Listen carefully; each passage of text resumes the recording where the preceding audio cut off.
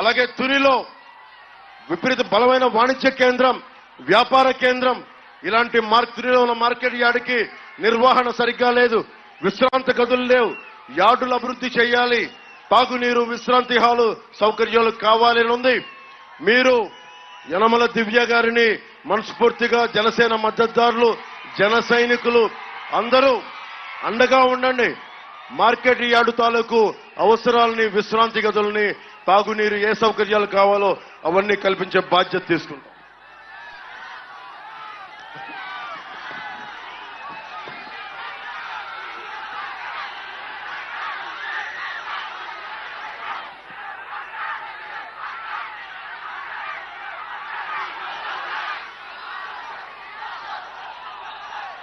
మనకు కావాల్సింది ఇప్పుడు దాడిశెట్టి రాజా గారు కావాలా?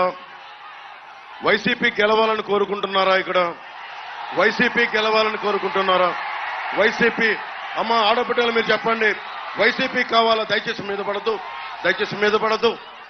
వైసీపీ, ఎందుకంటే రాష్ట్రం మొత్తం కూటమి ప్రభుత్వం వచ్చేస్తుంది.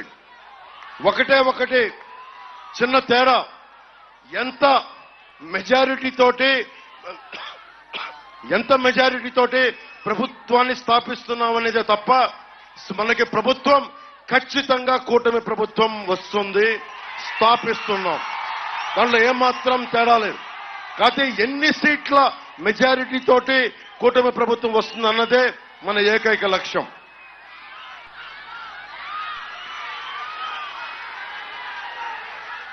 తాండవ నది గురించి మాట్లాడుతూ ఉన్నారు. తాండవ నది ఇసుక లేని నది అయిపోయింది అంటా ఉన్నారు. ఈ పరివాహక ప్రజలకి చాలా అవసరమైన రీటైనింగ్ వాల్ నిర్మాణం వల్ల ఇక్కడికి ఇసుక అమ్ముకొని కొన్ని కోట్లు సంపాదించుకున్నారు, కానీ రీటైనింగ్ వాల్ నిర్మాణం చేయలేకపోయారు. ఆర్థర్పేట్ నుంచి పెరుమాళ్లపురం వరకు ఉన్న ఇసుక ర్యాంపులన్నీ అడ్డగోలుగా తవ్వేశారు. దశాబ్దాల వరకు తవ్వుకోవాల్సిన 5 సంవత్సరాల్లో తవ్వేశారు.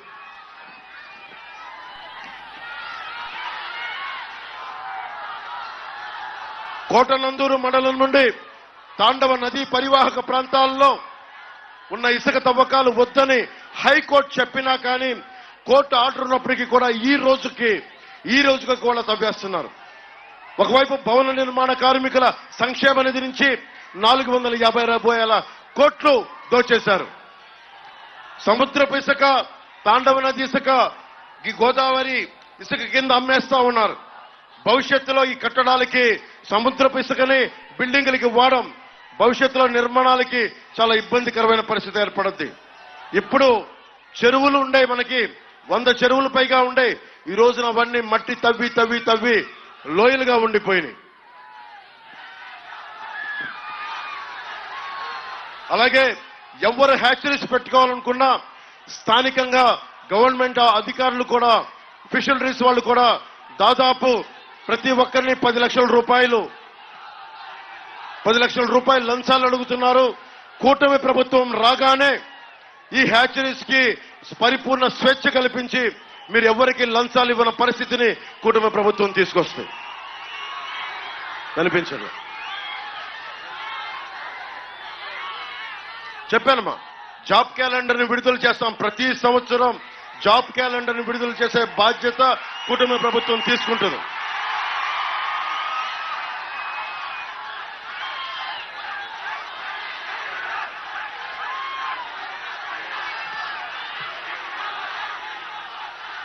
సాగునీరు, మనకి తాండవ నది రిజర్వాయర్ మరమ్మతులు కానీ, పంపా రిజర్వాయర్ కావాల్సిన నిర్వహణ చేయలేకపోవడం వల్ల పోలవరం పక్కన పెట్టండి, కనీసం పూడికలు తీయట్లా, కాలువలకి పూడికలు బాబు దయచేసి మీ అందరికీ దండం పెడుతున్నాను, దయచేసి నలిగిపోతా ఉన్నారు. మీరు ఉన్న చోటను ఉంటే చాలు, ఉత్సాహం ఉండాలి. నేను కాదంటల్లా, చేతులెత్తి చేకొట్టాలి, ప్రభుత్వం మారాలి. వినండి, దయచేసి వినండి. మీరు దయచేసి ముందుకి రావద్దు. దయచేసి ఉన్న చోటనే ఉండండి. దయచేసి నా అన్నదమ్ములకి చెప్తున్నాను, ఉన్న చోటనే ఉండండి ప్లీజ్. తునిలో ఈ రోజుకి కూడా నీటి ఇబ్బంది ఉంది. తాగునీరు కావాలి, సాగునీరు కావాలి. పోలవరం మర్చిపోండి, పోలవరం ఇంకా ఈ రోజుకి గతి లేదు. కూటమి ప్రభుత్వం రాగానే దాన్ని పూర్తి చేసే బాధ్యత మేమందరం తీసుకుంటాం. కానీ మన తాండవ రిజర్వాయర్ కానీ పంపా రిజర్వాయర్ కావాల్సిన మరమ్మతులు కానీ కాలువ పూడికలు కానీ ముందస్తుగా చేయాలి. ఆ బాధ్యత మేము తీసుకుంటాం.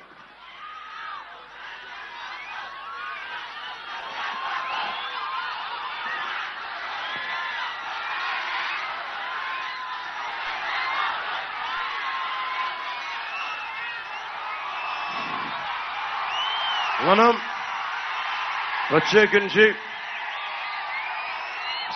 మనకందరికీ కావాల్సింది ఒకటి విద్య, వైద్యం, ఉపాధి, మనకి సాగునీరు, తాగునీరు, law and order. Law and order చాలా చాలా బలంగా ఉండాలి. నేను ఎందుకు ఇంత జాగ్రత్త పడుతున్నాను ముందుకు రావద్దంటే ఆడబిడ్డలు రక్షించుకోలేని ప్రభుత్వమే కాదు. 30,000 మంది ఆడబిడ్డల అదృశ్యం అయిపోయారు. ఈ ముఖ్యమంత్రి ఒక్క మాట కూడా మాట్లాడాల. ప్రెస్ మీద దాడులు ఒక్కళ్ళని పట్టుకోరు, హత్యలు పట్టుకోరు. ఇదే మన ఉమ్మడి తూర్పుగోదావరి జిల్లాలో ఒక దళిత డ్రైవర్ని చంపేసి డోర్ డెలివరీ చేస్తారు వైసీపీ ఎమ్మెల్సీలు. ఒక్కళ్ళకి ధైర్యం లేదు, మాట్లాడరు. ఇది మనం చూస్తుండగా పక్కనోడికి జరిగింది కదా అని అనుకోవడానికి కాదు, మనకు కూడా జరుగుద్ది. ఇది మనకు కూడా ఇలాంటి పరిస్థితులు వస్తాయి. నేను చూశారు సీఎం రమేష్ గారి మీద దాడి, మొన్న బాలశౌరి గారి మీద దాడి, ఎవరిని బతకనివ్వట్లా. మేము ఒకటే గుర్తుపెట్టుకోండి, వైసీపీ ప్రభుత్వం దాడులు చేస్తుంది అంటే కూటమి గెలుస్తుంది. ఆ భయంతో దాడులు చేస్తున్నారు. ఓడిపోయేవాడే దాడులు చేస్తాడు, ఓడిపోయేవాడే దాడులు చేస్తాడు. గెలిచేవాడికి అవసరం లేదు. భయపడుతున్నారు వాళ్ళు, మనల్ని చూసి భయపడుతున్నారు. మీకు ఉద్యోగాలు కానీ నిరుద్యోగ భృతి కానీ మీ అందరికీ ఆడబిడ్డల భద్రత కానీ ఆడబిడ్డల భవిష్యత్తు కానీ కూటమి ప్రభుత్వం చూసుకుంటుంది. నేను వైసీపీ వ్యతిరేక ఓటు చీలనివ్వను అని చెప్పిన రోజునప్పటి నుంచి మనందరం కలిసి ఈ రోజున ఒకవైపు దివ్య గారు, గీత గారు, ఉదయ్ గారు, బీజేపీ నాయకులు, తెలుగుదేశం, జనసేన నాయకులందరం ఒక తాటిపైన వచ్చి 5 కోట్ల మంది ప్రజలను రక్షించడానికి ఈ రోజున నిలబడి ఉన్నాం. ఇక్కడ తిట్లు తింటా ఉన్నాం, దెబ్బలు తింటా ఉన్నాం, అన్ని రకాలుగా ఇంట్లో ఆడవారిని కూడా సైతం తిట్టే పరిస్థితి ఉంది. ఇవన్నీ తట్టుకొని ఎందుకు నిలబడుతున్నాం అంటే మారాలి అని చెప్పి.